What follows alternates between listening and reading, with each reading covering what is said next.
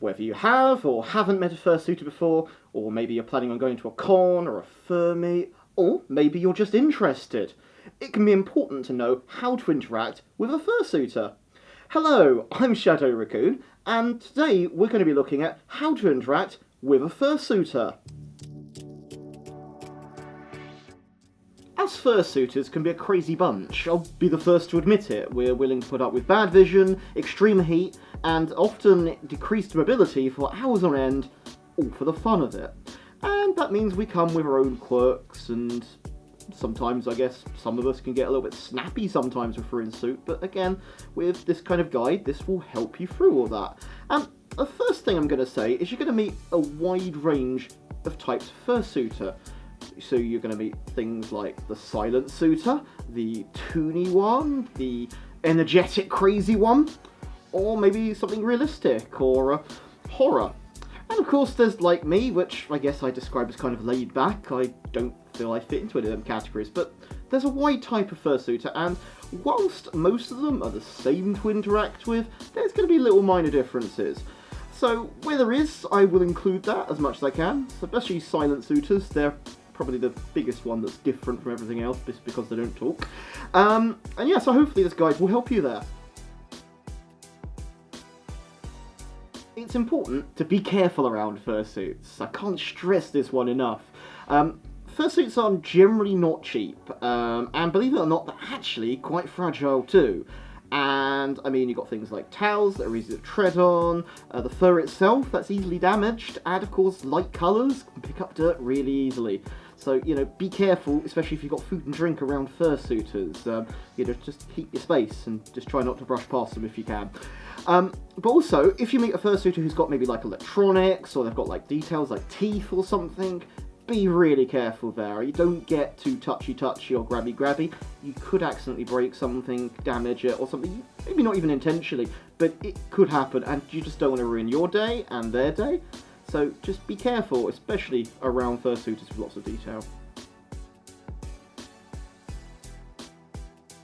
Hugs are probably a cornerstone of the fandom. I mean, let's face it, who doesn't love a good hug? Well, actually, quite a few people. So you do need to be careful here.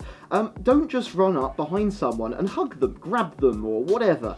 Do ask. Just go, hey, can I get a hug? And very often, including myself, will generally always say yes. But some people don't feel comfortable being hugged, and they might have a badge indicating that, so if you do see it, respect it. But do remember, no means no.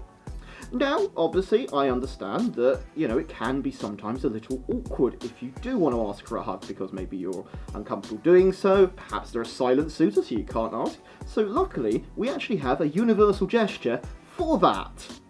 And, you know, obviously that is the best way to ask for a hug, and, you know, you pretty much get your hug. Unless they don't like hugs, in which case then no one gets offended and awkward. Obviously, the other things to remember when hugging is don't be carrying food and drink, because no one wants, like, Coke stains or pizza stains on their fursuit. You know, that's not going to be good for anyone. And also remember that we are not tubes of toothpaste, so please do not squeeze us too hard. I know sometimes our colour schemes might resemble that, but, you know, nothing worse than being squeezed. I've heard people who have actually had broken ribs from being hugged too hard. So just, you know, go easy on people. You don't need to hug extremely, unless of course you're friends with them and you know them. But the reality is, you never know someone's medical situation either. So just hugging people at random is never a good thing. And finally, on this note, probably the biggest thing to remember is when hugging, don't touch people inappropriately. I have heard stories and experienced myself people groping you, grabbing your butt, etc. And it's really, really uncomfortable. It's super awkward. And you're just going to get in trouble for it. And you just don't want that. Don't ruin your day. Don't ruin their day. Hugs are amazing, but please, always ask. And make it clear that you want to hug someone. Don't just make it a surprise. Now let's talk about tails. Tails come in all shapes and sizes, from little tiny nubs to great big long ones that probably actually should have like a long vehicle warning sign on the back of them. Regardless of the type of tail, it goes without saying, don't grab them, don't yank them, don't pull them, don't play around with them, even if it's just for a joke. You could tear it, you might damage it, you could misalign it, but most likely, guaranteed, you will piss the fursuiter off. I've had many situations myself, and more actually interactions with the members of the public who have just yanked my towel, and it is really annoying. And not to mention that it also makes the belt that holds it up slip down on me, so it just makes it very awkward to walk, and I have to go and de-suit and sort that out. So, you know, messing with people's towels is no fun. And also, watch your step, especially for people with long towels. They sometimes do drag quite far back, and you don't want to trip over, go flying, or you might tread on it and make the fursuiter go flying, and that isn't fun for anyone either. So, tails, be careful. But we do like tails. Many fursuiters have bad vision, poor vision, or in some cases, no vision. And it's important to remember this. Some of us have massive blind spots, some of us have little tiny blind spots. For example, muzzles are often big blind spots. If you're in front or below my muzzle, I might not actually see you.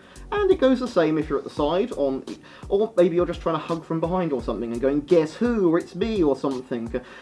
Maybe you're trying to talk to the person from in their blind spot and they don't reply. Don't consider it rude if you try talking to a fursuiter and they don't actually notice you at first. It's purely because of our blind spots. Just be aware of this, and also, that means it's easy to trip over you too. So, you know, be extra careful there. Of course, if you see a fursuiter struggling with stairs or maybe opening a door, give them a hand, because it can actually be quite difficult to open doors and use stairs in fursuits. And let them have priority for the lifts, because, you know, it gets hot in these suits. And again, we can't see very well, so it really helps us out. You'll often get hugs in exchange, and that's great because, yay, hugs. But also, do remember that if you're tapping someone on their shoulder or something, that they might not notice you because maybe you've got lots of padding, perhaps they've got a cooling vest underneath or something. And I've heard stories where people have actually got quite annoyed because fursuiter wasn't like noticing them. But, you know, purely because they were just tapping them on the shoulder rather than going around and talking to them and, you know, making themselves known. So, you know, make it clear to the fursuiter you want to interact with them. Generally speaking, fursuiters aren't out there to ignore you. It's just that we didn't see you. So do keep that in mind.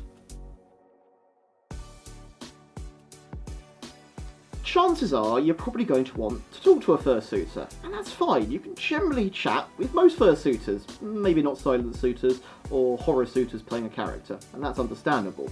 So, you know, obviously go up to the fursuiter, introduce yourself. Obviously don't be offended if the fursuiter doesn't maybe remember your name, or they can't read your badge, or perhaps you haven't got one. I mean, for myself, for example, I've had many cases where I just can't recognise a person, and it does feel really awkward, but please don't be offended if they don't remember your name. We see a lot of people, and I mean, this actually applies, I think, for any furry in the fandom in general.